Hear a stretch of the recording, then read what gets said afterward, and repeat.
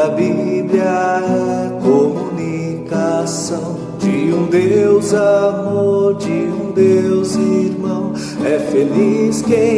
Louvado seja nosso Senhor Jesus Cristo, para sempre seja louvado. Seja bem-vindo mais uma vez ao canal Jesus é o Caminho. E dando continuidade à nossa reflexão sobre a primeira carta de São João, que é o livro proposto esse mês de setembro pela igreja aqui no Brasil, eu quero falar da introdução, do prólogo da primeira carta de São João, que está no capítulo 1, o versículo é do 1 ao 4. Queria que você pudesse já pegar a sua Bíblia para fazer comigo esta reflexão. Eu vou fazer a leitura do texto e depois nós iremos refletindo. O Verbo encarnado e a comunhão com o Pai e o Filho. O que era desde o princípio, o que ouvimos, o que vimos com os nossos olhos, o que contemplamos, o que nossas mãos apalparam do Verbo da vida, porque a vida manifestou-se, nós a vimos e dela vos damos testemunho. E vos anunciamos esta vida eterna, que estava voltada para o Pai e que nos apareceu. O que vimos e ouvimos, vos anunciamos, para que estejais também em comunhão conosco. E a nossa comunhão é com o Pai e com o seu Filho Jesus Cristo. E isto vos escrevemos para que a vossa alegria seja completa. Meus amados irmãos, essa carta de João, como eu disse no princípio, no vídeo anterior, existia uma controvérsia dentro da comunidade joanina, na Ásia Menor, principalmente aqui na igreja de Éfeso.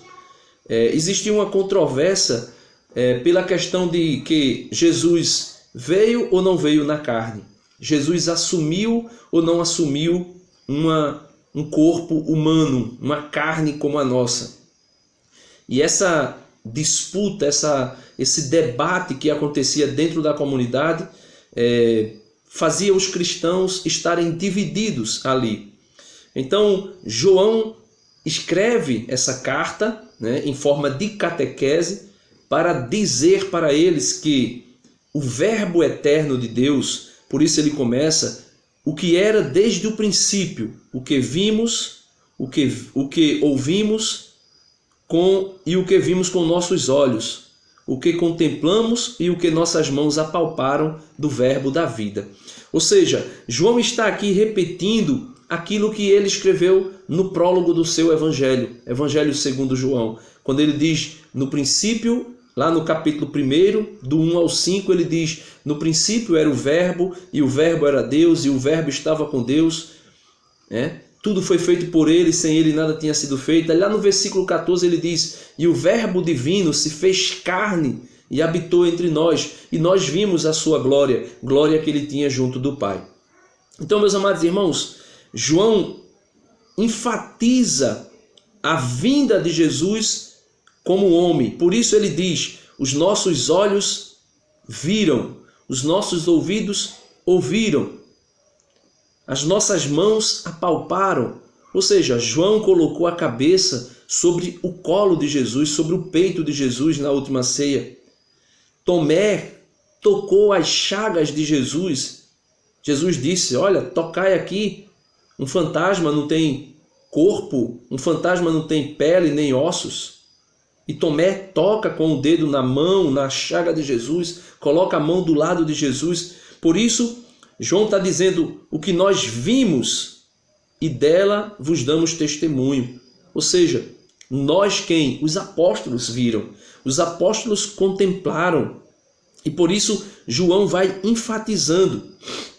No versículo 13 ele diz assim, o que vimos e ouvimos, vulo anunciamos, para que estejais também em comunhão conosco, e a nossa comunhão é com o Pai e com o seu Filho Jesus Cristo. Estar em comunhão é aquilo que está na primeira carta de Paulo aos Coríntios, capítulo 12, versículo 12, quando ele faz a comparação do verbo, ou melhor, quando ele faz a comparação do corpo. E nós, cada um de nós, somos membros do corpo de Cristo. Estamos em comunhão plena com ele por meio do batismo.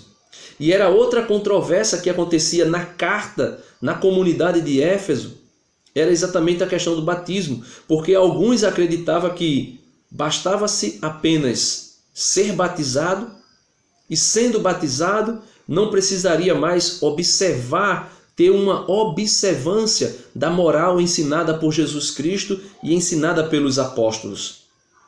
Por esse motivo, João enfatiza a necessidade de crer que Jesus veio na carne.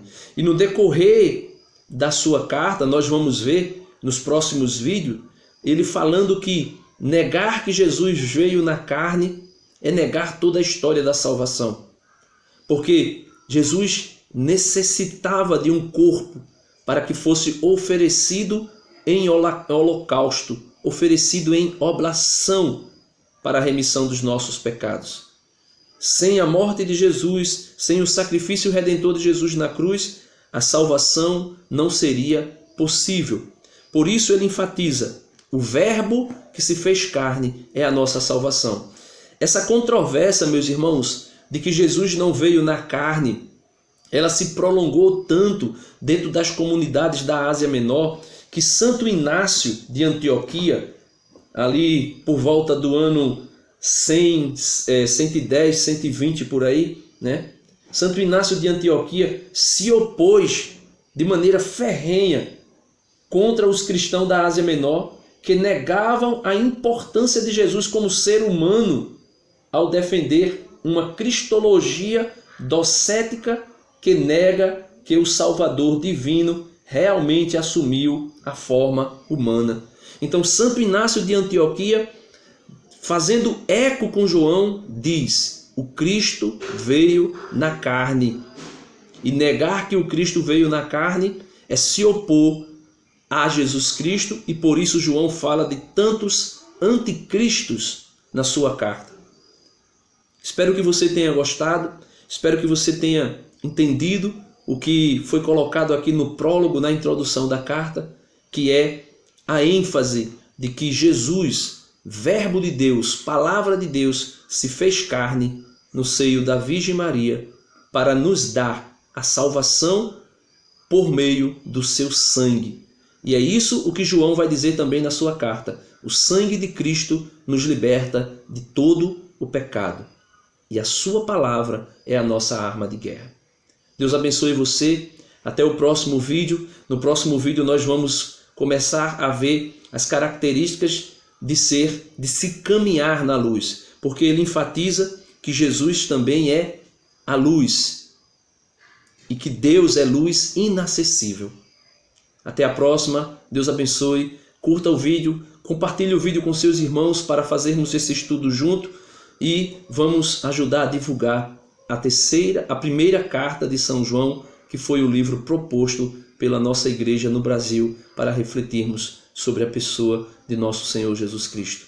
Deus abençoe você e que você possa ter essa convicção plena de que Jesus veio na carne para nos salvar, nos tirar do reino das trevas, das garras de Satanás. Deus abençoe você.